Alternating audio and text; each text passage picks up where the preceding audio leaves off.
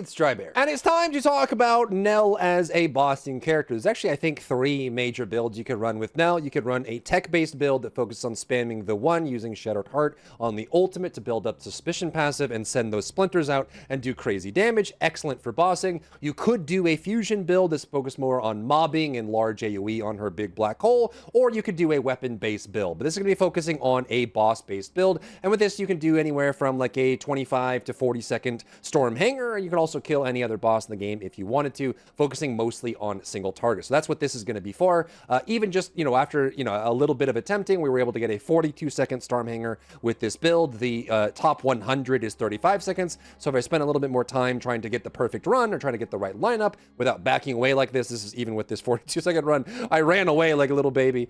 So I could save, 7 seconds off of that and get on the leaderboard just by doing it. So this is kind of like her single target build that we're looking for here. And you can see when you line it up and the scan thing works, it's excellent for single target. Her scaling is really, really high for a lot of this, and it just does ridiculous damage. So we're going to go through that build here in this video. Now, of course, it wouldn't be a Drybear video without a Drybear one sheet. So I'll have this link down below in the comments and the description if you want to copy it or use it or bring it up on a second monitor or your phone while you're working on it. That's going to be it. But we're going to go through all the decisions in here, and most importantly, we'll go through all the mechanics and how the build works.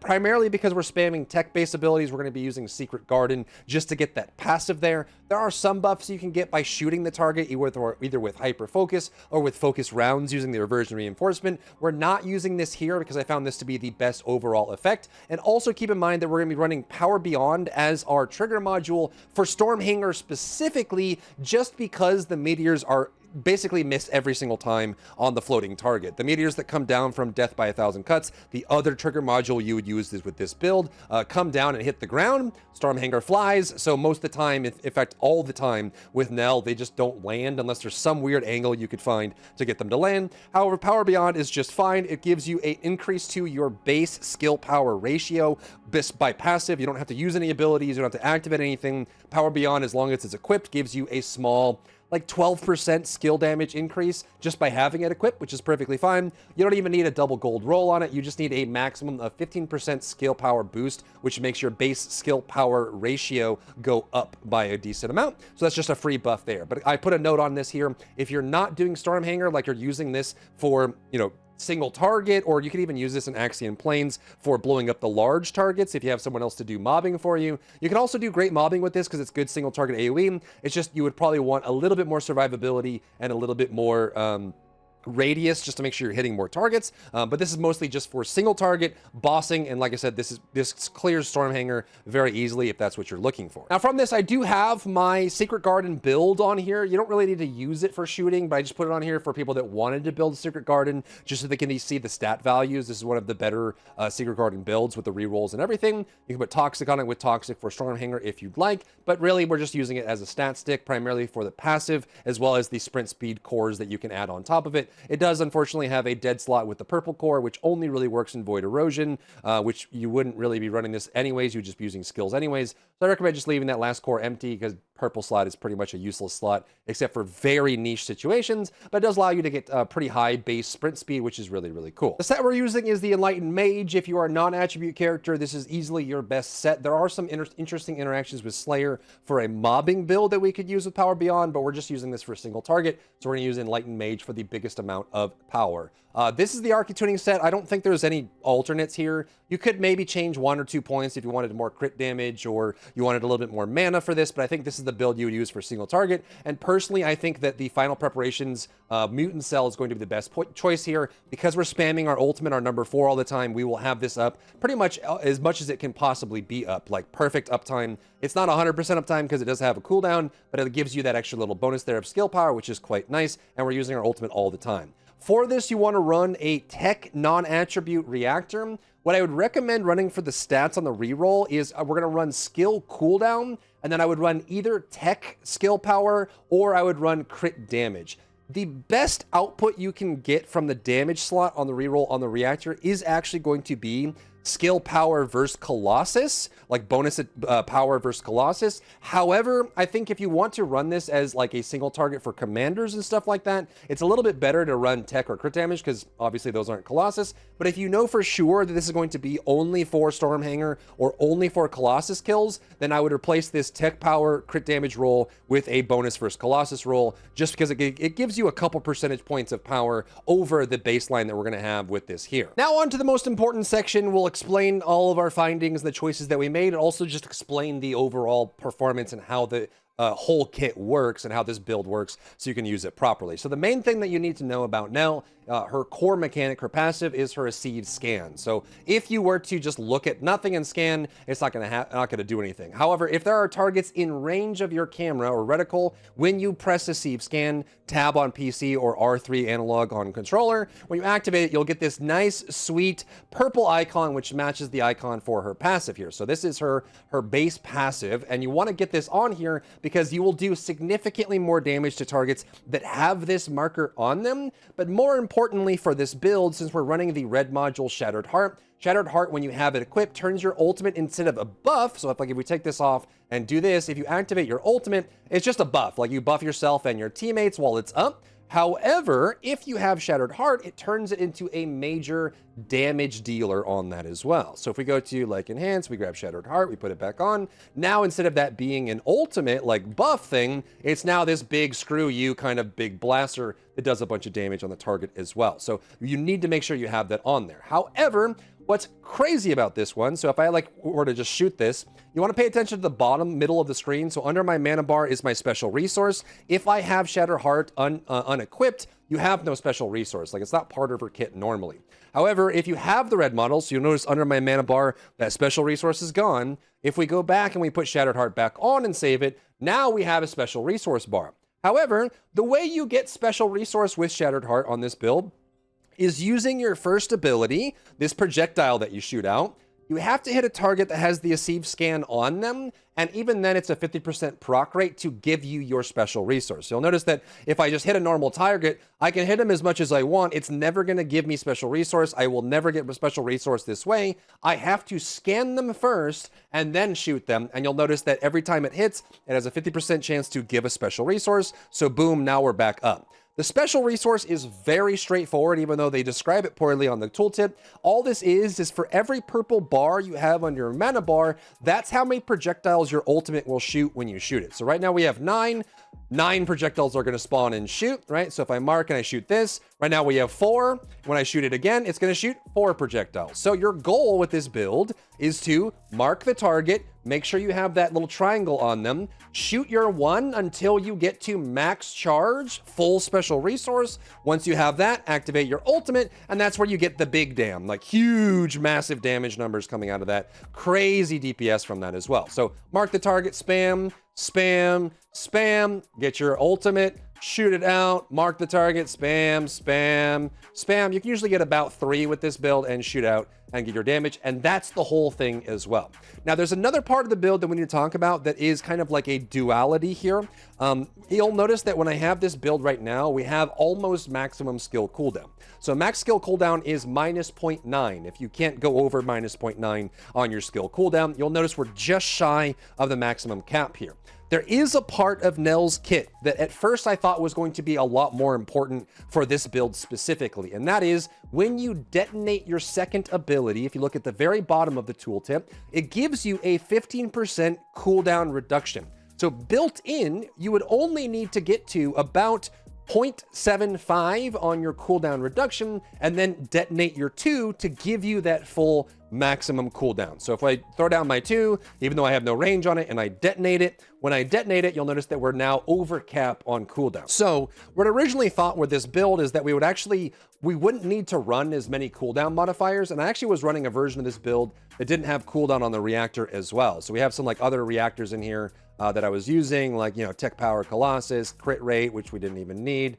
We have ones like this double crit that I was trying for a little bit as well, crit damage Colossus and other things like that. So I was running some of these. I even have this fully upgraded. It's crit damage tech boost, that sort of thing. We were trying a whole bunch of those. However, the downside is what I found out over a bunch of testing is that if you were to rely on this second ability for cooldown, right? So you activate this and detonate it. Unfortunately, this cooldown reduction buff, you can see it just fell off. Baseline, I believe it's 5-second duration. It's pretty short. So by default, it is 5-second duration. So every 5 seconds, you need to do this and then detonate it. And that is actually a DPS loss. Even though you can take off some cooldown in some of these slots, like on the reactor, or maybe mess around with the cooldown slots here by running less. I even ran one where we did focus the blue module that has a little bit more power, but no cooldown reduction on it. It ends up being a DPS loss just because the time it takes to do this animation is very long when you literally could just be slamming massive amounts. Like, look at the damage on this. Like, you could just be doing this the whole time instead of trying to stop to do this.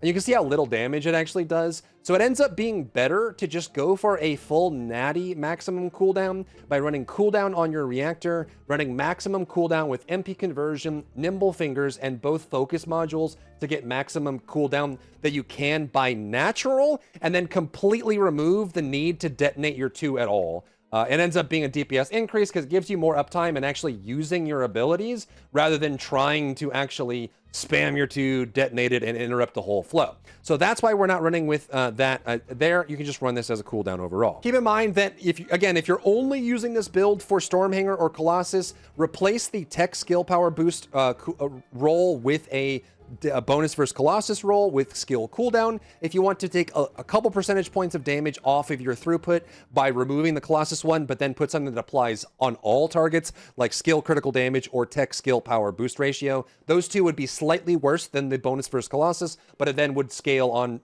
commander enemies or elite enemies or Axion Plains enemies without needing to have that bonus. You kind of have to decide whether you're using this build only for Colossus or you want to use it for other things besides Colossus. That's where your role change would kind of come into play. Now, the next thing to talk about is the last 2 modules here on the end. You'll notice that I have 1 or 2 catalysts here on all of these, and the last 2 I have all these ones. We tried so many different combinations to try and get this to right, and I think that these 2 are the best. Maximize conservation. You need about 32% or 30% skill cost reduction to be able to, in a single module, maintain your MP through a full 1 to 2 minute fight. If you even running, I ran strong mentality for a little while as well, which is 15% skill cost reduction, you still run out of mana with just that. So we run the maximize conservation. We lose a little bit of skill power modifier, but we make it up with non-attribute Synctium to get the bonus there for 10.2% non-attribute skill power. So I do think that maximize conservation for a single skill cost module is the right way to go. And then the other question is, what do you put for this last slot? There are several options that you can run. The options that I would look at is, I think non-attribute Synctium is the best bet here, and I'll explain why in a second. But you can also run HP amplification or stim accelerant if you wanted to get a little bit more HP on top of that. You could also run things like dangerous ambush. In my opinion, dangerous ambush loses in a single fight to non-attribute Synctium. The main reason is the choice here for a boss fight. If you know the boss fight's going to take 30 seconds to a minute, I think Synctium wins because dangerous ambush is only active when the enemy is not targeting you, but more importantly, if you're soloing a boss, it's when the boss is staggered. So when you deal damage to Stormhanger and he hangs down and he's incapacitated and knocked out, you'll get a 49.8% skill attack increase, and then the rest of the time you'll get nothing. So the uptime on dangerous ambush is quite low, and unfortunately, unlike a Valby build, which has persistent effects on the ground, like ground deployables, they will deal damage when you die. So Valby had a trick, several characters have tricks where if they can leave behind damage fields and then die during the Colossus fight, they'll teleport away, and then once they respawn, the boss is no longer targeting them, which means you're guaranteed to get at least 24.9% skill power. That doesn't apply here since everything she shoots is a projectile. The boss is pretty much always going to be targeting you unless they're staggered. So in the window where they're staggered, you can get a pretty nice boost. So the boss gets staggered, and that's when you get your big damage boost for a couple of these. You'll get a pretty large ultimate on the boss doing a bunch of damage, and then once that's over, you lose it. However, if the boss fight's going to be 20 plus seconds long, I think non-attribute Synctium wins out, because the question is, do you want 49.8% or whatever it is for dangerous ambush? Do you want 49.8%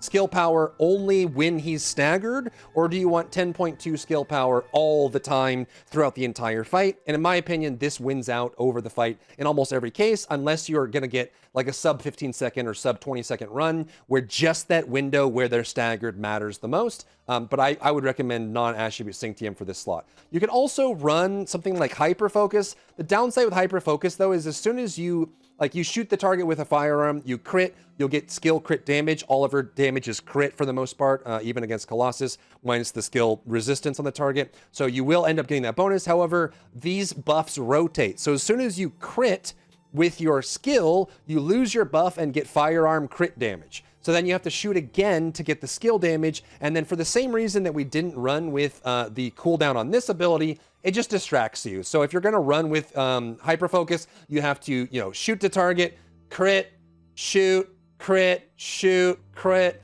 That's like optimal to get the most value out of hyper focus, which is kind of annoying. It's not a major problem because if you're running Secret Garden, you could very easily, you can see here, I have maxed out crit on the Secret Garden. Secret Garden crit rate is so high by itself that you can actually guarantee firearm crits every time you shoot, which is really easy. So you can kind of do that if you want to. It's a little bit of a weirdness and it does give you a nice bonus on hyper focus, but it depends on whether you're willing to put up with shooting, critting, shooting, critting, shooting, critting, that sort of thing. I don't think it's actually worth it over just getting the skill power bonus. When it comes to the external components, it's pretty much the exact same as every other character in the game. There's nothing special you need to make here. So for the Enlightened Mage, we're going to do max shield recovery. And then for all of these for cores, you want HP and defense. Then you want defense MP, MP, HP, MP on these just to make sure you're rolling up and just make sure you get these as high as possible because that's where you're going to pick those things up and keep yourself alive. Now, the next thing that I need to talk about and that I sincerely hope that Magnum fixes, this is a major problem with Nell and it drives me crazy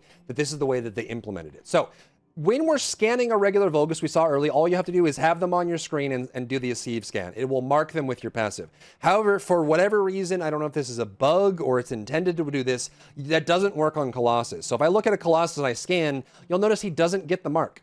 It doesn't work. And that's because it is impossible in the current implementation to be able to mark the body of the Colossus with your passive. It doesn't work. You can't do it. They need to change it. I think they just need to make it so that the whole body of the Colossus works. So I can scan the Colossus, get that mark, because as we discussed earlier, you have to have the mark on the target in order to get the bonus and actually work. So you can't do it. The only way to get the passive to apply to a Colossus is you have to put your reticle over a weak point. So then if you scan, it gets the mark on it. But you'll notice, as you saw right there, if you get the wrong angle, I'm aiming at the weak point and I'm scanning and it's not applying it, and I'm scanning and it's not applying it, and I'm scanning and it's not applying it. You have to get like a perfect angle on it with it. Sometimes you have to jump, sometimes you have to like roll and try to get it. You'll notice right there, it didn't work, doesn't work, doesn't work, doesn't work. There we go.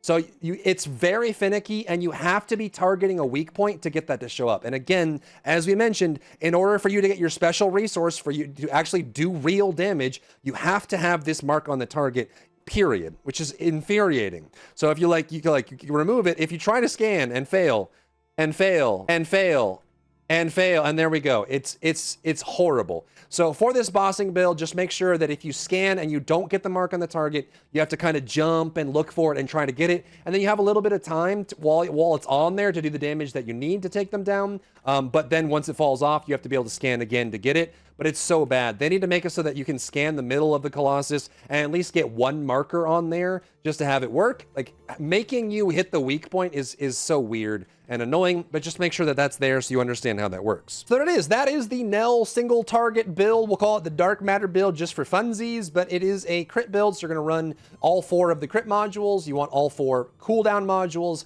and then then you have 2 module slots left. So I would recommend maximize conservation and non-attribute for a single target for boss. You can also work in things like dangerous ambush if you wanted, hyper focus if you wanted. It depends on what you're looking for, but this is very powerful and it will give you, your 30-second Stormhanger clear if that's what you're looking for, as described here for that as well. Let me know what other questions you have down below in the comments, or come hang out with me on my live stream, and I'll see you in the next one. If you found value in today's video, leave a like down below, leave a comment for the algorithm to help this video get seen by more people, and don't forget to check out my other channels for other content and other stuff and other things.